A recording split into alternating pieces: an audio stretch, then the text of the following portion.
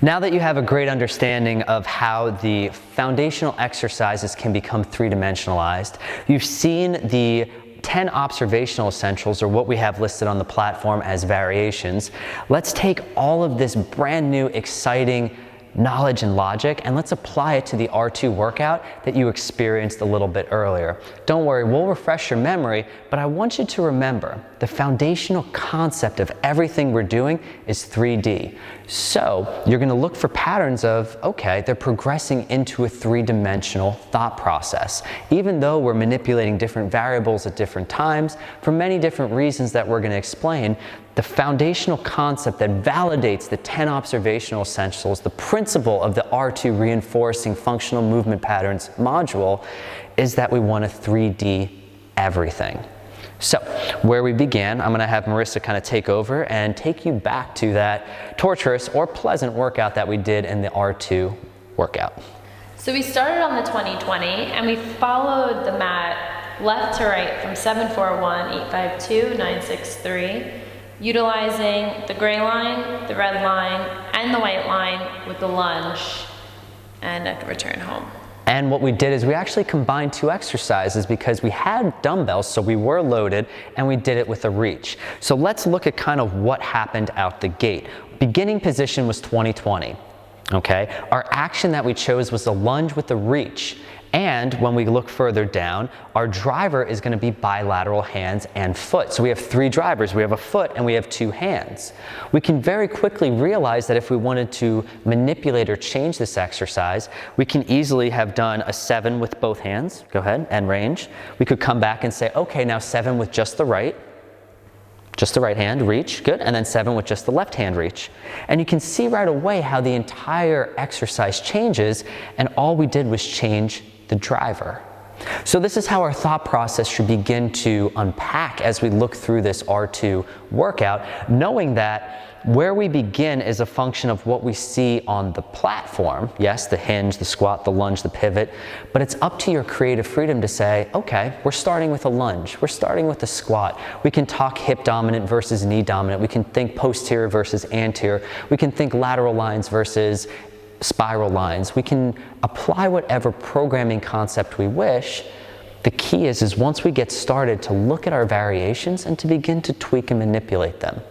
So as Marissa said, we started off with the lunges following the gray line. Our height was end range, okay? So we were going, if we went to the 7, we were going all the way down. And then when we look at our direction and distance, well, direction is anterior, okay, with our distance being progressively more. It's a 30-centimeter gap every time.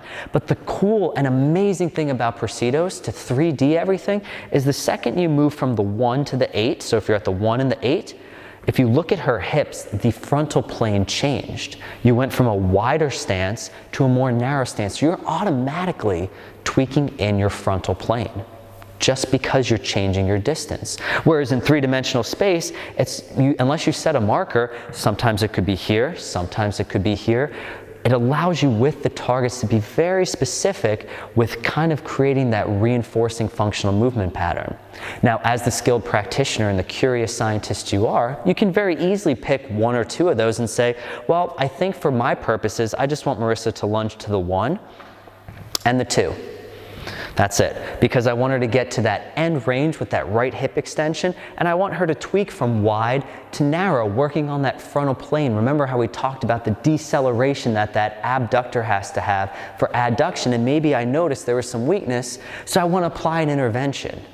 Friends, that's how deep, that's how intricate, that's how intense we can become, or we can easily and simply say, let's follow the dots.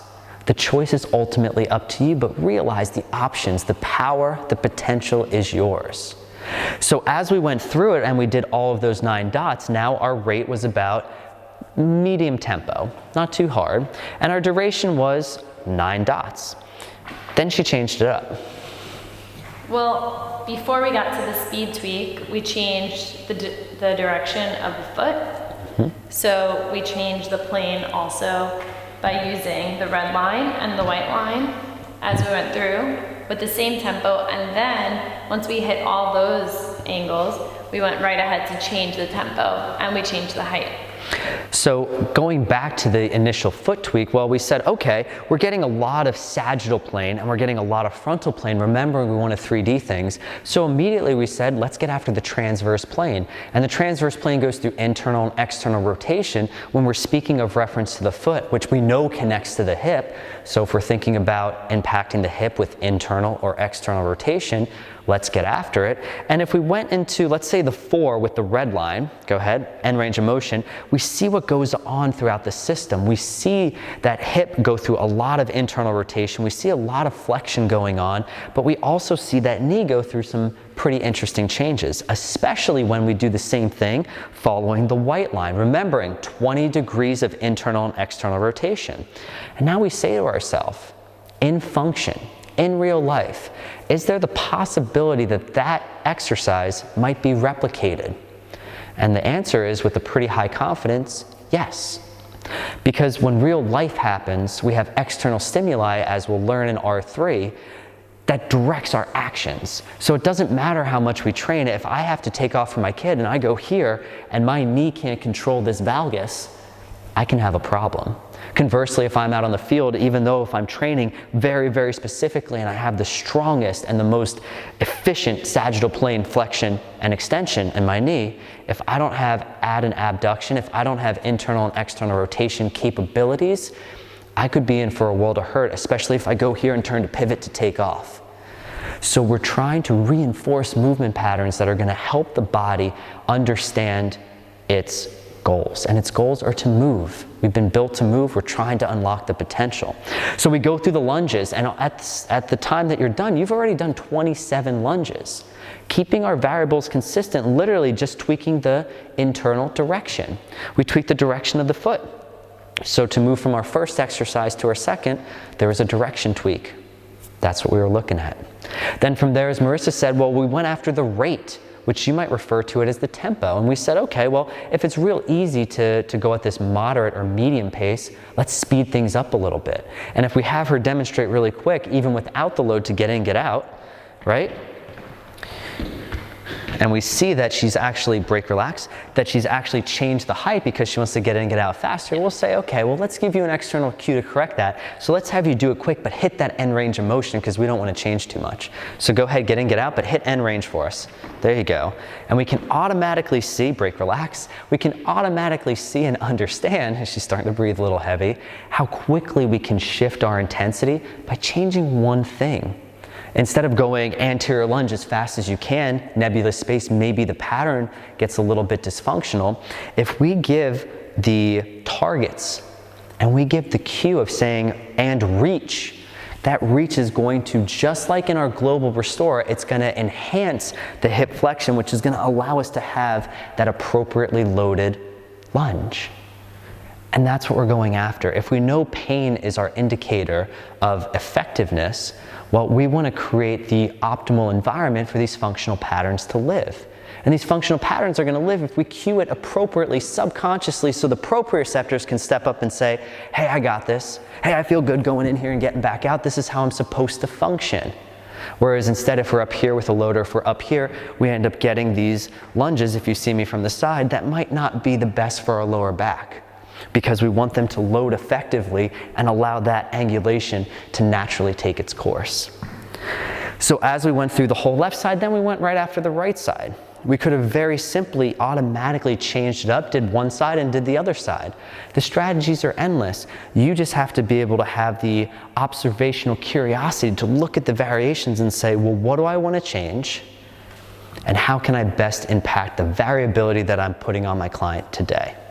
After the lunges, we went to some more lunges. To some more lunges, but what did we change? We changed our starting position, and once again, we changed the direction that we were going in. So now we took more of a frontal plane approach when we started on the left side of the platform at the 90, and we went from the 4 back to the 5, actually the 4, the 5, the 6, and then back.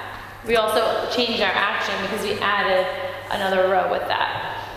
So not only now do we take it from a sagittally directed lunging pattern, because if we're here, most likely we're going to go sagittally. Even though if I take my left foot and lunge over to the 6th, a little bit of a frontal tweak, I'm still primarily sagittal. So we shifted over to the frontal plane and we said, okay, well, let's go ahead and change our beginning position. Here's what else we changed. We changed 2 actions. Because a lunge is a lunge out and a return home, we immediately changed to a pivot. A frontal plane pivot moving in the same direction to our right 90. Our height is initial range of motion, and as Marissa said, our action now doubles up with a row or a pull, right?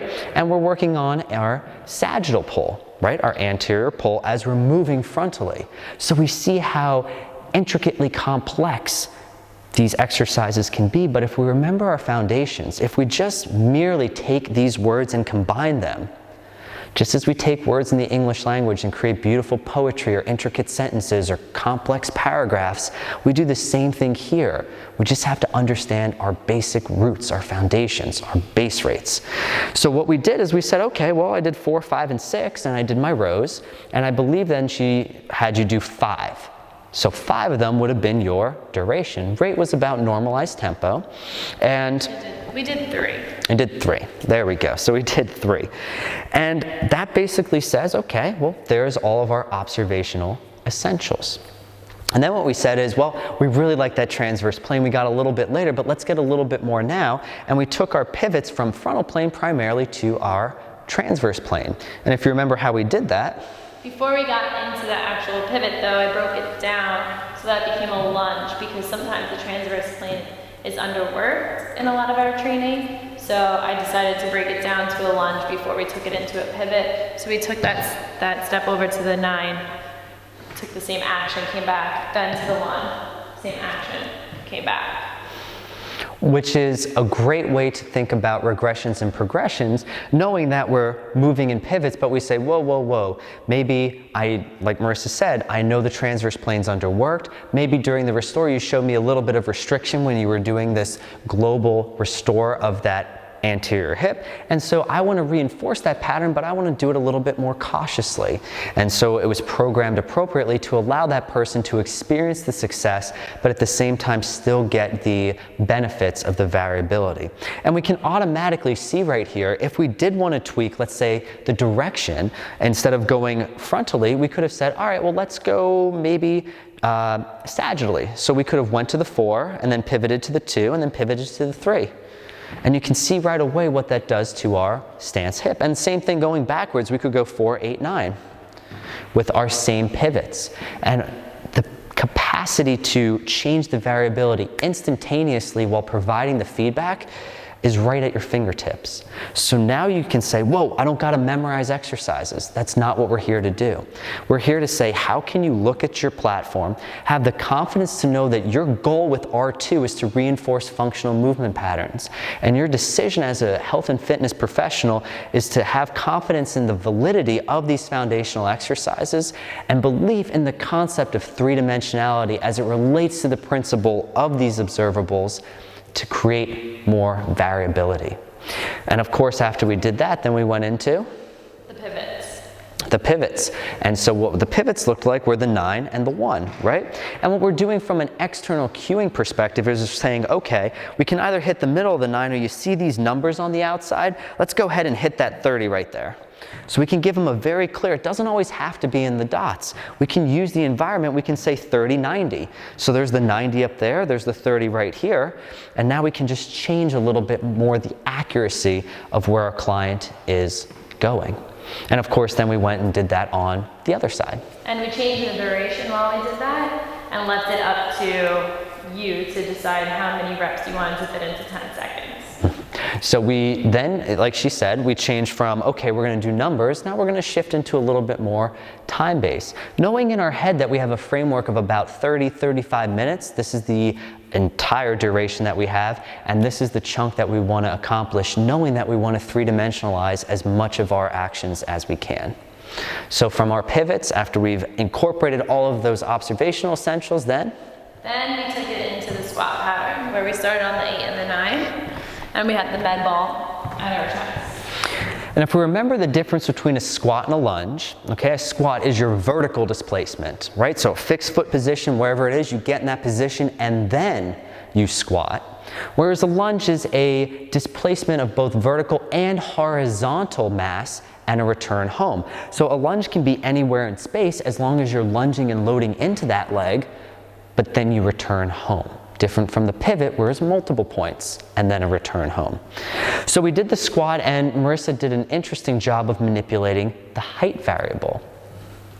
So I manipulated the height variable while using the same direction every single time, so that you hit the 135, the 180, the 135 to start with initial range of motion, and then we went to mid-range of motion, and then we went to end range of motion with the jump. And if we kind of go down our actions again, we said, okay, well, we're going to combine some action. First, we're going to do an initial range of motion squat, singular action. Then we went mid-range of motion squat with push, and then we went end range of motion squat with a jump. And if we look kind of into what our driver is, it's very interesting to say we want to change our angulation, we want to change the direction. We did the same 3 all the time, but we changed it by using our hips as the driver. So we said, hey client, take your hips, point them to that right 135, squat, and go up. We're not saying, hey, internally rotate your right hip, externally rotate your left hip, vertically displace your weight, make sure your ankles dorsiflex, make sure your spine is in neutral. We don't need to go into all that. We need to create the optimal environment to allow the chain reaction that we want to actually happen. So after we did that, we had a lot of fun by saying, well, we're going to manipulate both the distance and the direction of our squatting stance. I would even say that we manipulated the position. And the beginning position, absolutely. Beginning position, but not the end position, because the end position remained the same. So we want to keep note of that, because she could have very simply manipulated both and done the squats 3-dimensionally here, right? So she did her squat, squat, squat, and then she could have done her jumps the same way, but on her last jump landed her left foot on the floor. So she did her first one, regular, second one, regular, third one, changed her ending position. And we can see how just creating variability, just by having fun, by being curious, we can start applying the observational essentials by saying, okay, well, I know I'd like to change the end position because maybe this is a volleyball player, maybe this is a basketball player, and we know that they'll never land in the same position. So let's go ahead and start adding in some manipulations. And what you're going to see in the React portion is we really leverage this concept as a way to create real-time functional scenarios that allow our clients to become more resilient in what they want to do. After that, we went through some arm work. So we went through some shoulder presses. Because the legs were dead. Yeah, knowing that we worked a lot of the legs, I figured, let's hit another part of the body. There's no reason to tax that so heavily. And so we started with our arms at shoulder height. We actually started unilateral, and we took the foot moving 741, 852, 963 with the opposite arm, opposite foot, and changed the direction of the press every single time. And so what we're looking at now is, okay, we're going to focus once again kind of on that sagittal direction, knowing that the Procedos will take us through our frontal plane tweaks. So we're focusing primarily, once again, on 2 planes, and we're doing something we're a little common with, which is an initial plane of motion lunge. And what we obviously could have very easily did was tweak in our transverse. We could very easily have tweaked in the tempo, but we wanted to say, okay, well, this could be a very difficult move, especially if you want to talk about authentic core training. Think about how the rectus abdominis, the internal and external obliques work when we know that function is all about reacting and loading and lengthening before it contracts. So if we know where the orientation of the rectus abdominis and a lot of the core muscles are, we know that this is going to be your concentric, which means that this has to be your eccentric, your loading, your lengthening. And think about how often we ever train the core in this eccentrically loaded or lengthened place, especially going from an area of familiarity to an area a little bit more difficult to one that's going to challenge the system in brand new ways, just by using the logic of our observational essentials paired with what we know biomechanically, how the body works, to impact and evoke the wants of the client, which is core training, core stability, toning, endurance, anything you want to tack onto it, your expertise will guide your programming. From that point then we went to? We added load. So we went from unilateral to bilateral because I figured the body was already used to what we were doing here. Let's add both. And in doing so, we realized that the load wasn't just the matter of, oh, we added, another dumbbell, but it was the overall stress on the system. Because if we have a contralateral extension right here, my force has to transfer from here to this plant foot. But now if I have this, all of a sudden now my system has a brand new animal it has to deal with, and it has to adopt rapidly. And then we think to anything that's sport related, we think to anything that's real life, we relate it back to how we define function, the needs and wants required to accomplish a goal, and we say, well, anything is possible. When something happens in the real world, our bodies have to be prepared, and since we restored the normalized motion, we want to do our best to reinforce as many patterns as possible. So think about the possibilities of, if we're just working sagittally here, what does our frontal plane look like? What does our transverse plane look like? And how can we begin to leverage all of these principles with a simple overhead press for people with shoulder impingements, for frozen shoulder, for issues in their scapulothoracic, for biting pains, knots in their traps, to help loosen everything up? Now, obviously, conditions depending, you're not going to load up someone with a frozen shoulder and have them rotate overhead. No. But what you're going to do is you're going to think and say, do I want that person eventually to get there so they don't end up in the same condition as they were before? We call it curative cause and causative cure. That which hurts you must heal you. So we become curious about the rehab and prehab and performance implications of three-dimensional training. We look at the reinforced section as a way to manipulate these observational essentials, our key principle backed by the concept of three-dimensionality, applying foundational exercises with our target-driven environment to create the tasks that really allow us to have that subconscious reaction, which validates our functional existence. After that, we moved up to the 4 and the 6, and we grabbed our med ball again. We worked on some frontal plane hinges, which then turned into transverse plane hinge. And so right away, we're looking at, okay, well, we have all these amazing exercises. How do we incorporate them all into a workout? Because you're seeing a lot of pulls, you're seeing a lot of squats and lunges, but how do you get that hinge incorporated in, save for just a standard deadlift? Well, like Marissa said, we're at the 4 and the 6, and which plane are we hinging in? Frontal. We're doing a loaded frontal plane hinge, which means we're working on the motion of adduction, using those abductors to slow us down. And we get really excited by saying, okay, we have a load anterior at shoulder height. And now all of a sudden we say, okay, well, if we take that load and displace it without even changing the actual weight, did our load increase? Yes. Absolutely. So now we have another way of manipulating load.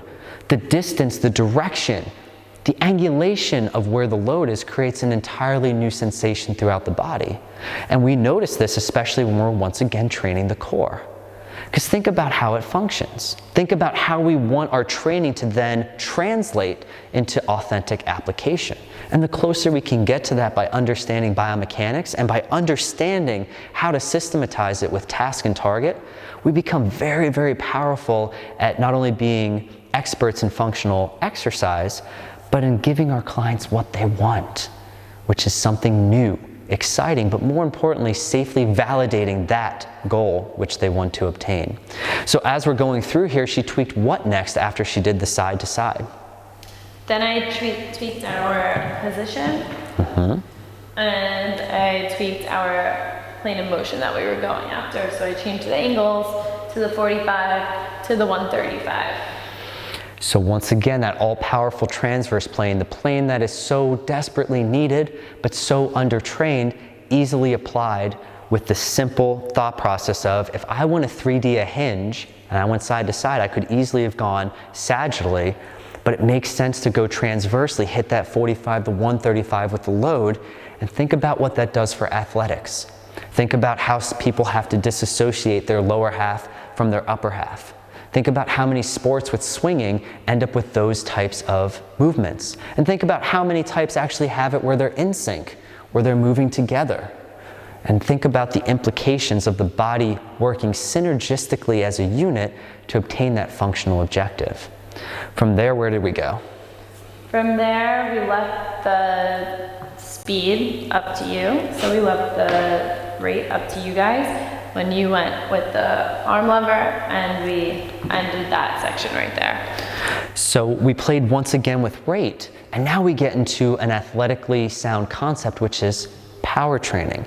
And if power is mass times acceleration, we take a mass and we accelerate it, and we look through the scientifically validated formula for power. Well, if we take a mass and we accelerate it faster, we generate more power. We're generating a little bit more force. And we're allowing the body to respond appropriately to those physical stimuli to then obviously authenticate what they're able to do either out on the field or in everyday life. We have to remember that if power is mass times acceleration, every time I take a step, there's a mass and there's an acceleration. I'm generating an element of power even when I walk. How many of your clients would like to become more powerful?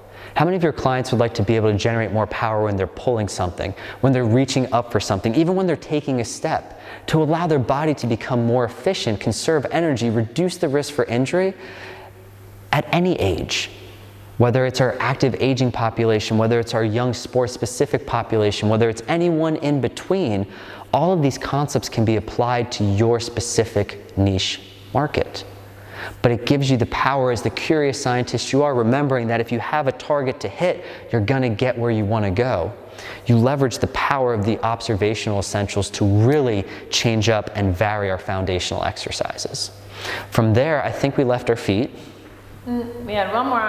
We had one more. And we took it into a lift. We started on the 5 and the 6, and we worked with a lift in different directions. So rounding out all of our different foundational exercises, making sure that there was bits and pieces of everything except react, which we'll get to in R3. We realized that, okay, what are some common things that can potentially injure, and how can we reinforce those patterns? Well, side bending is one of those things that can really crunch up the lower back if we don't have the motion in the hips, and can also take out the shoulder if we're trying to reach overhead for something and our thoracic spine doesn't allow us to laterally flex appropriately with the hip integrated in. So what did we do? Well, we said we want to reinforce that pattern, but we want to change up the directions a little bit. So we started on the 4 and the 6, and we could have very easily changed the height, 5 and 6. We could very easily have changed it just to knee height, but Marissa decided to go. I went all the way down to ground height, but of course the option's always there to take it at the height that you're more comfortable with. And if you see what planes we're playing with, we're essentially playing with our sagittal, frontal, and transverse. As we start right up, we're still kind of sagittal right here. Then we go into our frontal, we take it overhead opposite. Then we take it transversely and we rotate away. Once again, thinking about how the core is being engaged, how the abdominals are firing up eccentrically, decelerating the mass as it takes off behind us, and being able to have the control through the system that we restored earlier to allow us to function and achieve the results that we want. More tone, more control, more muscles activating and firing, as well as more strength, more endurance, and a lot more fun. From there, we took it down to the ground. That's it. In a plank position, we used arm reaches. So we hit all 6 angles on the Procedos while we're in the plank, and we let the body just react and go along for the ride with the arms. So we were up at the 4 and the 6, and we were saying, okay, our beginning position's a little different. Now what we're gonna do is we're gonna change our driver to our hands, okay? We're gonna change our action to a reach, a specific point in space, and a return home. And what we were doing was we were 3-dimensionalizing it by hitting our 8 different angulations all the way through. And like Marissa said, allowing our body to react. So you can see the pelvis is moving. We obviously have the capacity to lock down the pelvis and say, hey, we don't want that to happen. You can relax. We can lock down the pelvis as a strategy, but knowing that we want the body to move as an integrated unit, the exercise is the test is the exercise, we now can basically look at this as a way to identify compensations. Do her hips not move appropriately when her arms are reaching? Do her hips move too much to one side? Do they bail out too much? Does she feel a pain in her lower back? And how can we begin to identify that which is irritating or potentially inhibiting our clients? And of course then, as we wrap up this R2 workout, this explanation, this understanding, Ideally, you have inspired questions. You're saying, well, what if this? Well, what if that? Well, how about this? Well, let me try that. And our encouragement to you at this point is using pain as your scale, your scope of expertise to guide your programming thought process. We encourage you to get on there and go for it, because the body was meant to move. Our bodies were given to us to be able to accomplish a task. So we have to allow ourselves from a training perspective to authenticate that. Remembering that R2, reinforcing functional movement patterns, has the key principle of these 10 observational essentials, validated by the concept that we all move in 3D, leveraging the ability of these foundational exercises to be more pertinent to the functional goals of our clients. And remembering, this is a piece of the pie. This is not the grail. This is not the be-all, end-all. This is an object, a tool, a process for consideration as you go out there, become that curious scientist, but also put on your hat of MVP, most valuable professional, that you can level up your skills, your offerings, your engagement to your clients. And as we go into the next video, we're going to show you a few progressions and regressions that if you do go through a few of these and you have some questions or concern, we'll give you some strategies to continue to ask the questions.